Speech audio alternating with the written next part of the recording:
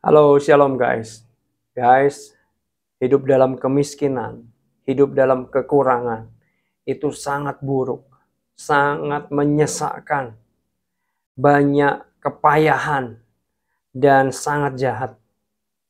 Saudara, bagi saudara yang nonton video ini merasa sepertinya kebetulan lewat di beranda kamu, saya mau bilang ini nggak kebetulan.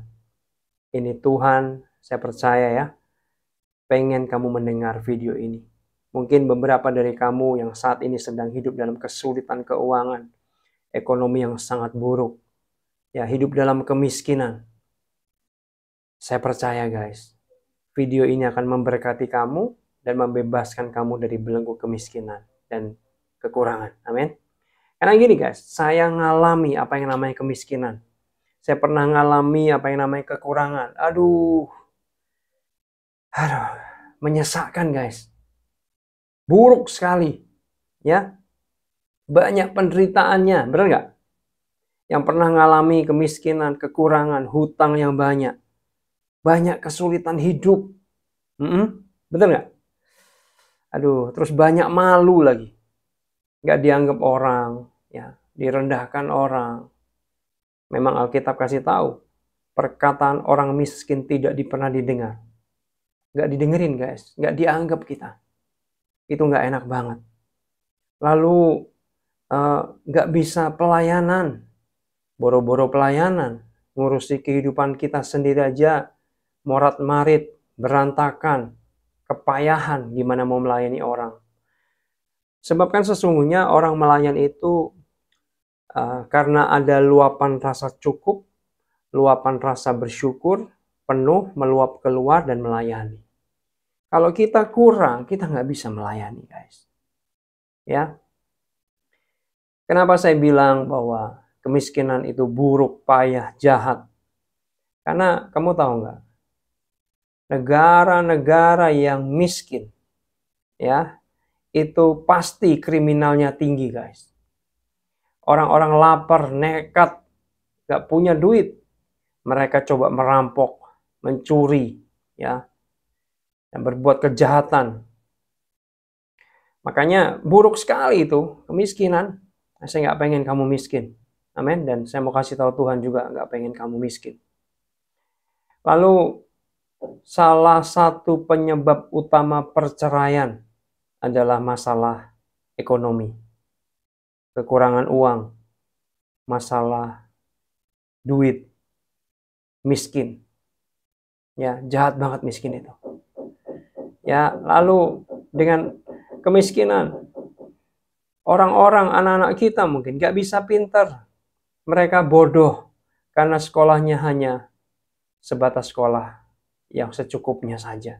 Gak bisa sekolah tinggi karena gak punya uang. Ya, kemiskinan menyebabkan kebodohan, keterbelakangan, ketinggalan guys. Selanjutnya, kemiskinan tidak bisa menjadi berkat. Ya, padahal destiny kita di dalam Tuhan, itu kita menjadi terang, menjadi garam, menjadi berkat bagi banyak orang. Tapi nggak bisa kalau kita hidup dalam kemiskinan. Ya, contoh nih, kamu miskin. Lalu tetangga kamu lebih kaya dari kamu, lebih baik ekonominya, belum percaya Tuhan. Lalu kamu bersaksi, kamu ajak ke gereja, kamu ajak percaya Tuhan. Yuk tetangga yuk, ikut aku yuk ke gereja yuk, kenal Tuhan Yesus. Kira-kira mereka mau dengerin kita nggak guys? Nggak mau. Tadi dalam hati gini, lah ikut kamu, ikut Tuhan kamu, ntar jadi kere kayak kamu, melarat kayak kamu. Wah, nggak mau lah. Malu-maluin Tuhan guys. Bener nggak? Bukan mempermuliakan Tuhan, tapi malu-maluin Tuhan. Ya.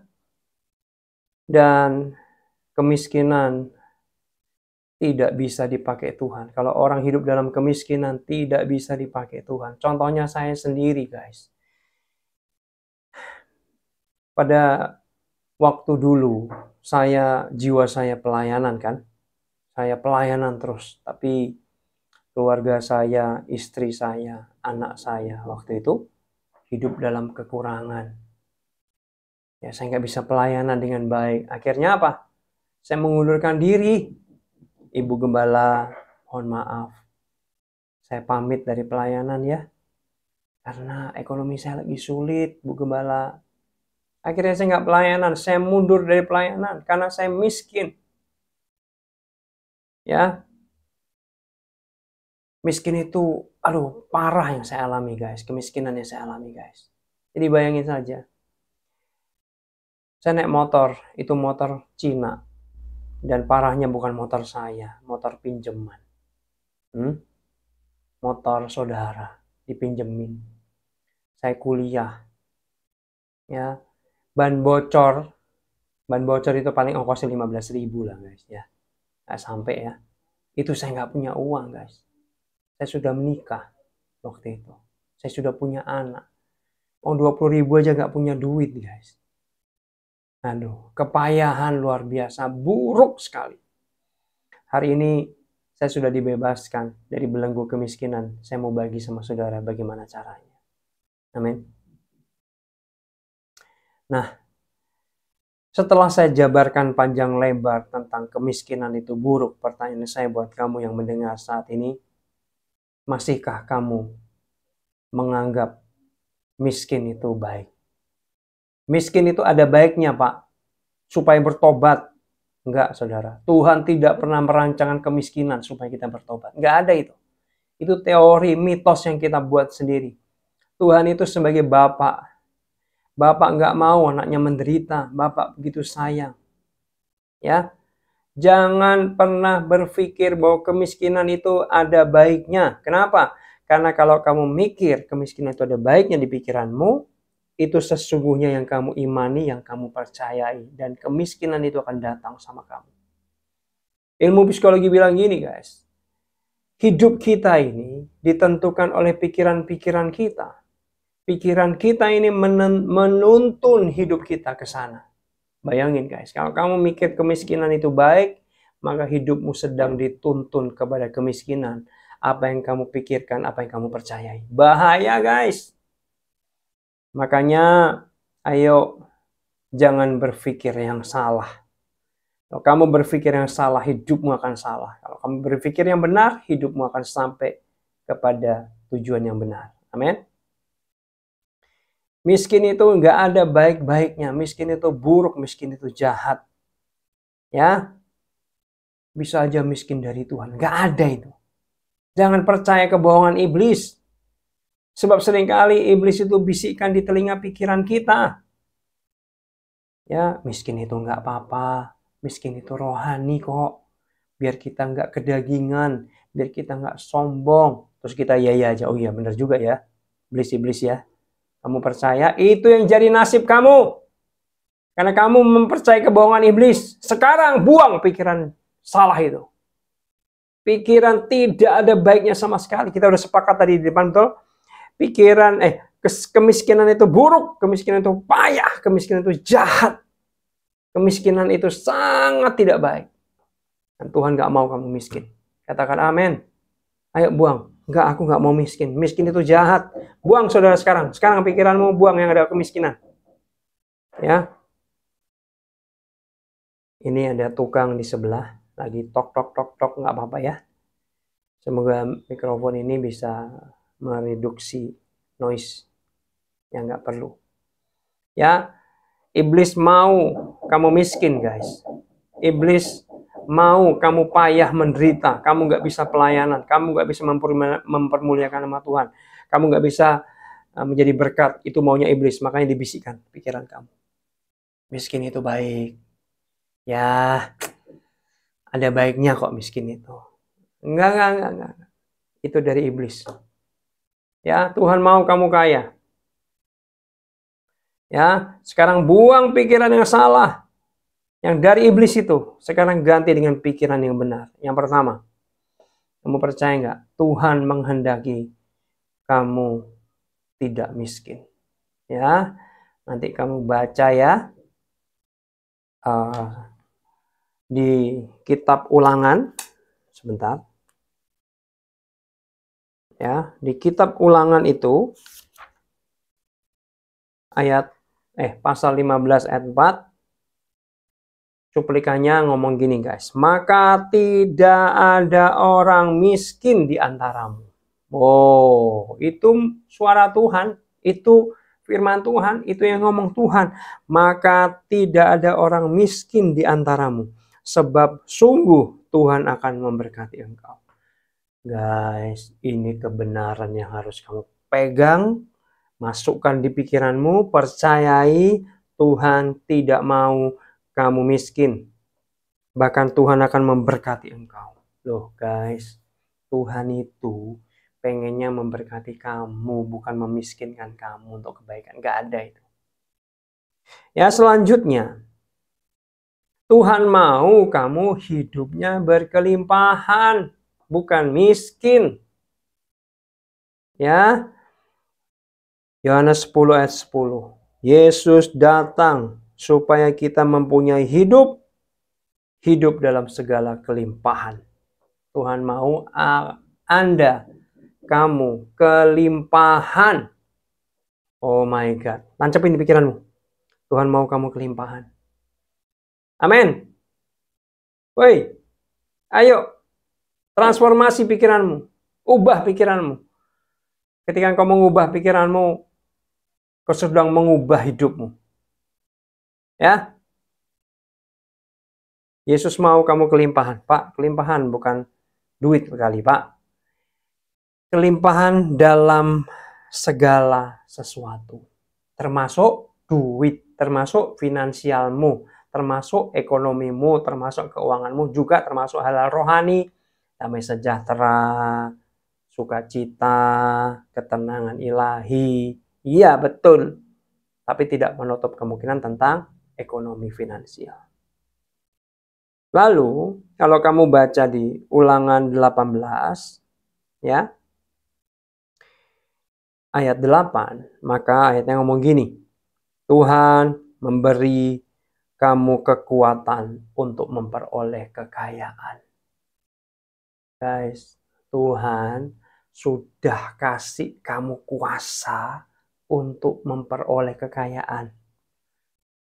Supaya apa? Memperoleh kekayaan. Supaya kamu kaya. Guys, kaya itu nggak dosa.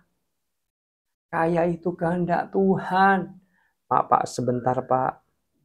Kok saya kayaknya rasa-rasa dengar-dengar kayak mirip-mirip bau-bau teologi kemakmuran yang sesat itu. Pak Jimmy ngomong. Ini guys. Teologi kemakmuran itu menyimpang. Itu sesat. Itu tidak benar. Kenapa? Kamu tahu kalau dengerin teologi kemakmuran? Fokusnya kepada diri sendiri. Kaya untuk diri sendiri. Kaya untuk diri sendiri. Jatuhnya apa? Nafsu, kesombongan, gengsi, bahaya. Itu dosa. Tapi dengar baik, yang saya ajarkan ini tidak sama dengan teologi kemakmuran. Kamu harus kaya, tapi masih koma. Kamu harus berkelimpahan, tapi masih koma. Supaya apa? Supaya apa, ada tujuan yang lain, bukan untuk dirimu, supaya menjadi berkat. Ya, ada ayatnya enggak? Ada ayatnya. Kejadian 12 ayat 2. Ini bedanya kita dengan teologi kemakmuran. Aku akan membuat engkau menjadi bangsa yang besar dan memberkati engkau serta membuat namamu masyhur. Engkau akan menjadi berkat. Dengar baik. Dikatakan di sini, Tuhan akan memberkati engkau dan engkau akan menjadi berkat. Jadi kamu harus diberkati, kaya, berkelimpahan, bukan untuk egomu, tapi untuk menjadi berkat. Karena destiny kita, panggilan kita itu menjadi berkat buat orang lain. Menjadi garam dan terang, melayani orang lain, mempermuliakan namanya Tuhan. Itu tujuannya. Kamu miskin gak bisa melayani Tuhan. Kamu miskin gak bisa jadi berkat. Makanya Tuhan pengen kamu kaya. Pegang baik-baik. Tuhan mau kamu kelimpahan, mau kaya. Amin. Pak, sebentar Pak. Tapi Pak, orang kaya gak bisa masuk surga loh Pak. Kata Alkitab Pak. Ya kan? Ada yang percaya itu? Orang kaya itu kayaknya gak masuk surga. Kayaknya duniawi Pak. Seperti lebih mudah Apa? Lebih mudah apa? Onta masuk lubang jarum. Ya, gitu. Nah, saya sudah pelajari. Ternyata kebenarannya tidak letterlock seperti itu, guys. Jadi gini kan, ada ayat ngomong gini. Orang kaya itu susah masuk surga. Bahkan lebih mudah seekor unta masuk lubang jarum. Berarti orang kaya nggak bisa masuk surga. Salah! Nih, dengar kebenarannya.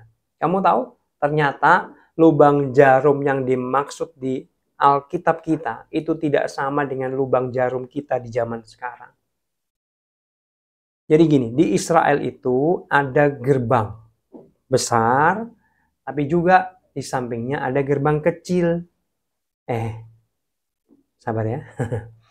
Nah, yang dimaksud lubang jarum adalah gerbang kecil. Bukan lubang jarum kita. Nah, bisa nggak onta masuk lubang jarum alias gerbang kecil? Jawabannya ternyata bisa. Asal ontanya itu nunduk, kepalanya masuk. Bisa lolos. Jadi, teman-teman semua, jangan salah. Orang kaya bisa masuk surga. Bisa. Tapi harus merendahkan hati. Tidak sombong. Itu maknanya. Jadi orang kaya bisa masuk surga, guys. Ya. Sebab banyak anak-anak Tuhan jadi miskin karena terjerat di ayat ini. Pemahaman yang salah. Hari ini biar firman ini memerdekakan kamu. Amin. Tapi Pak, sebentar. Bukankah akar dari segala kejahatan adalah uang, Pak? Kalau kita banyak uang, waduh, jahat kita nanti, Pak. Saya nggak mau, Pak. Nah, ini salah lagi. Baca ayatnya baik-baik. Ya, akar dari segala kejahatan adalah bukan uang. Cinta uang. Yang salah cintanya, uangnya mah nggak salah. Amin. Uangnya mah netral. Uang itu seperti pistol, mau di tangan polisi yang baik atau penjahat. Uang itu seperti pisau, di tangan koki yang hebat atau di tangan penjahat yang mau nusuk bunuh orang. Uang itu netral. Hamba Tuhan terkenal bilang gini, guys. Uang adalah hamba yang baik, tapi tuan yang buruk. Artinya jangan sampai kita dikendalikan oleh uang. Kita harus mengendalikan uang. Untuk apa? Untuk pelayanan, untuk nolong orang miskin, untuk nabur pekerjaan Tuhan, untuk membiayai misi. Amin. Kita harus pakai uang, mengendalikan uang. Karena itu baik dikatakan.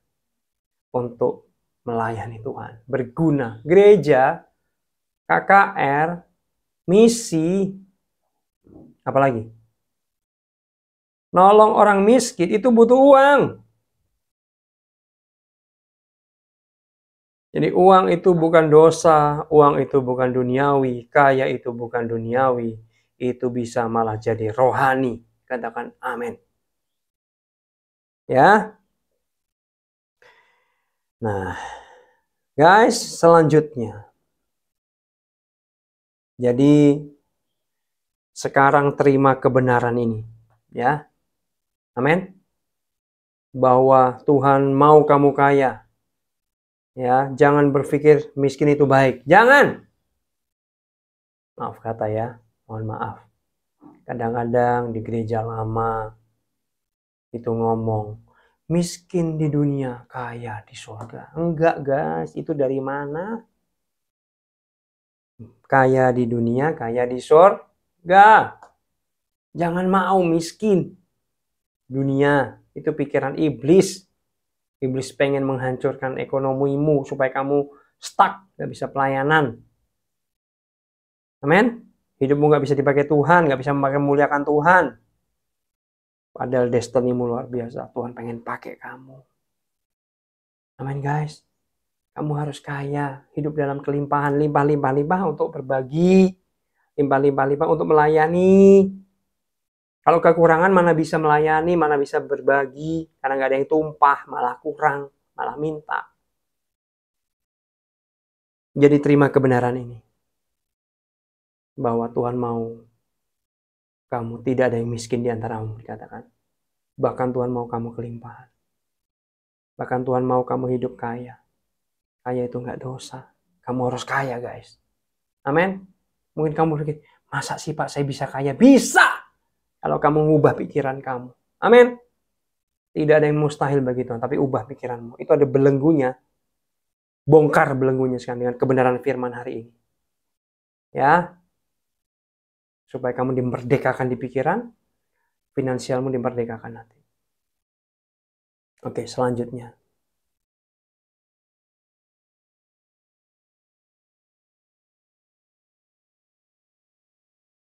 Pak, saya mau hidup pas-pasan aja lah, Pak.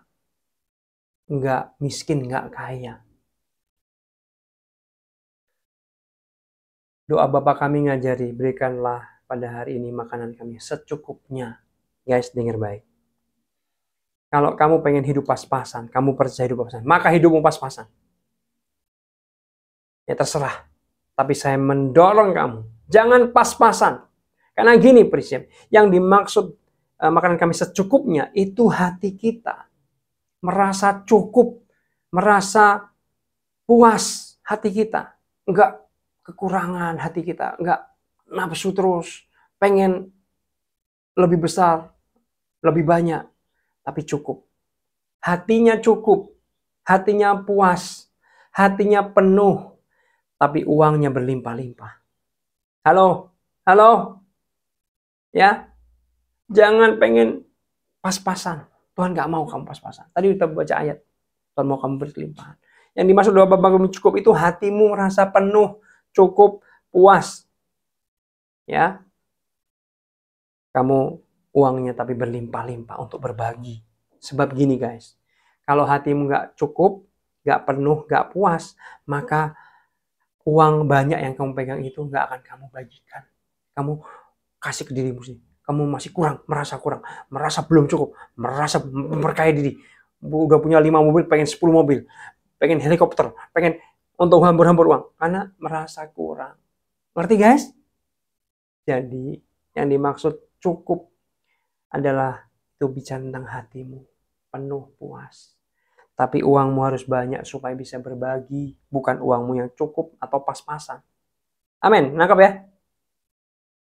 Wah, ini bisa menjadi kebebasan luar biasa, guys. Saya percaya kamu akan diberkati habis ini. Kamu akan meningkat dalam keuangan kamu. Amin.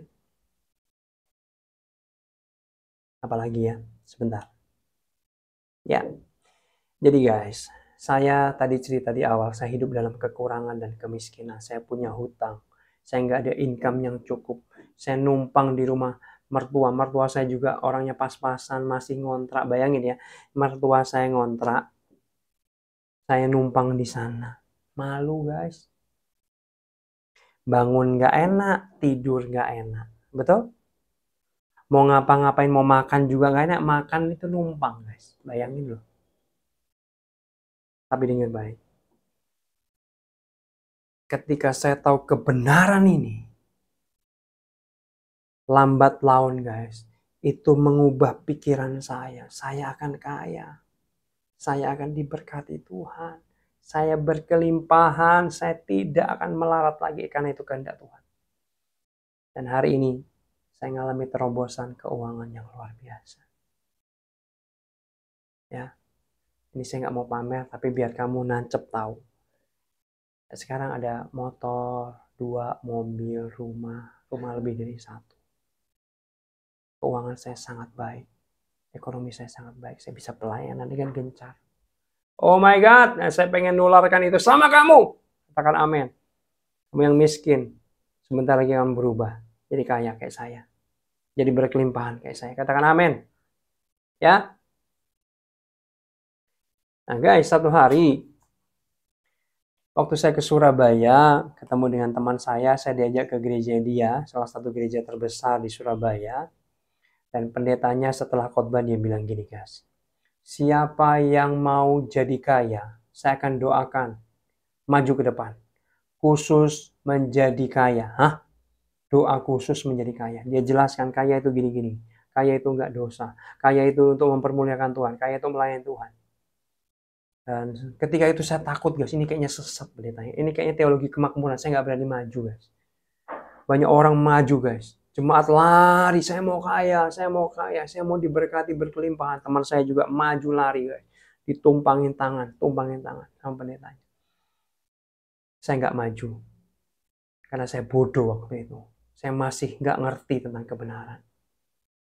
Singkat cerita, tahun depannya banyak kesaksian guys. Jemaat itu diubahkan hidupnya. Pendetanya memang waktu itu akan spesifik ngomong dengan jelas guys. Gini, yang nggak punya motor akan punya motor segera.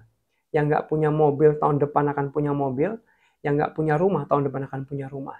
Yang hidup dalam kemiskinan akan dibongkar Tuhan menjadi kaya. Menjadi hidup berkelimpahan.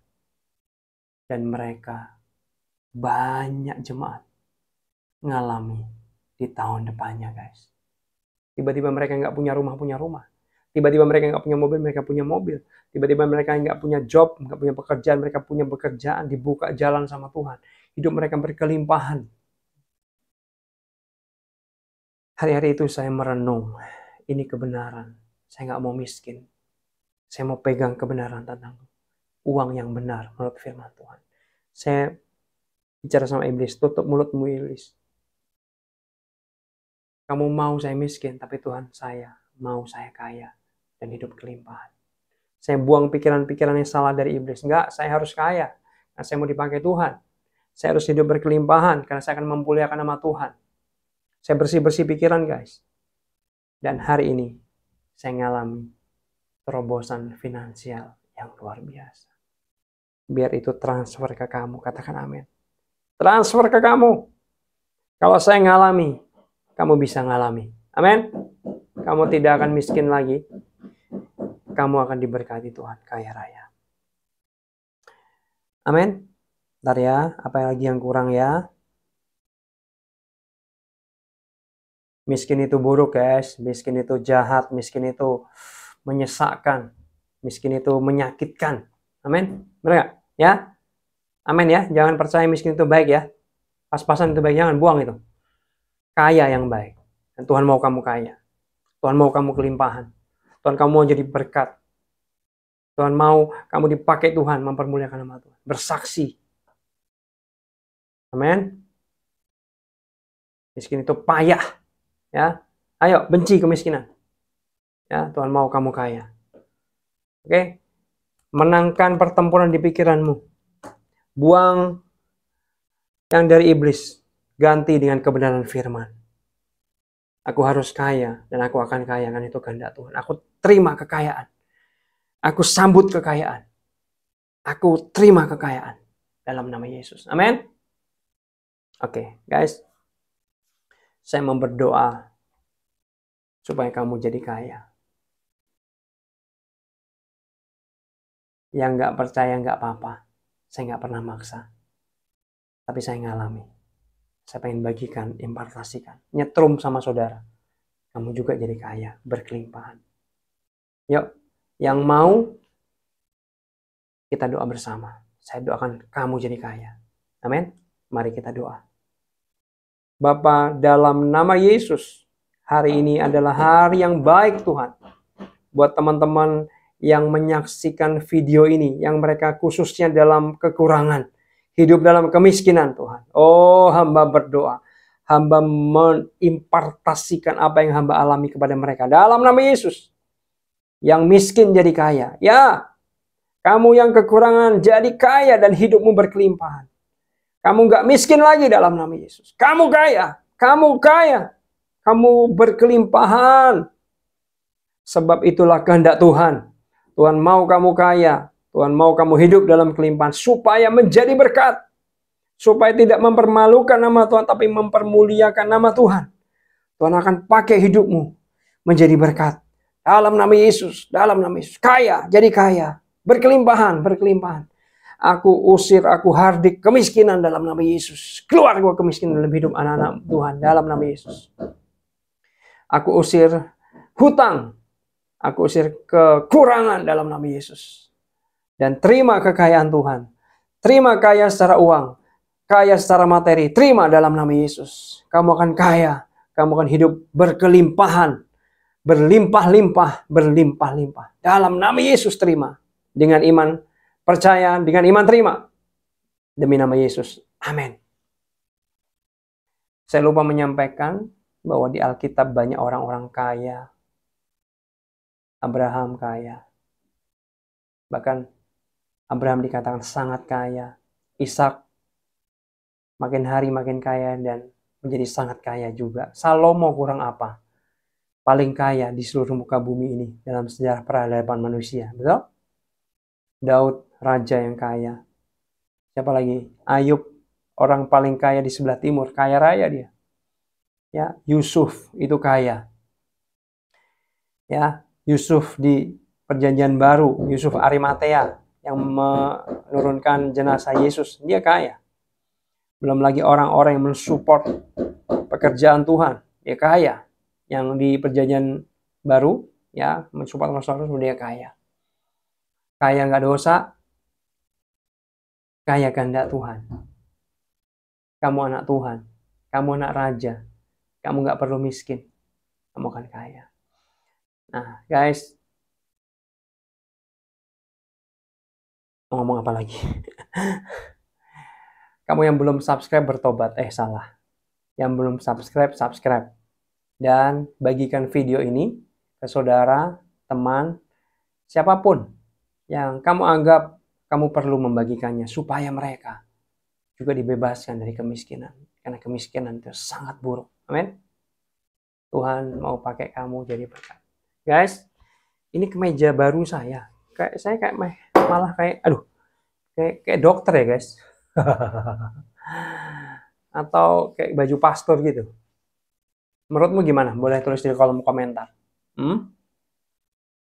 Oke, apalagi ya guys? Kayaknya tadi saya ada sesuatu yang kelewatan deh. Apa ya? Ya, semoga kamu nggak buru-buru. Oke.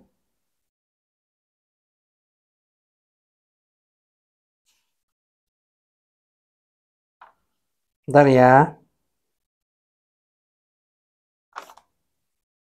Oke, saya pikir itu. Ya, benci kemiskinan dan sambut kekayaan Tuhan. Katakan amin. Oke. Tuhan berkati. God bless you.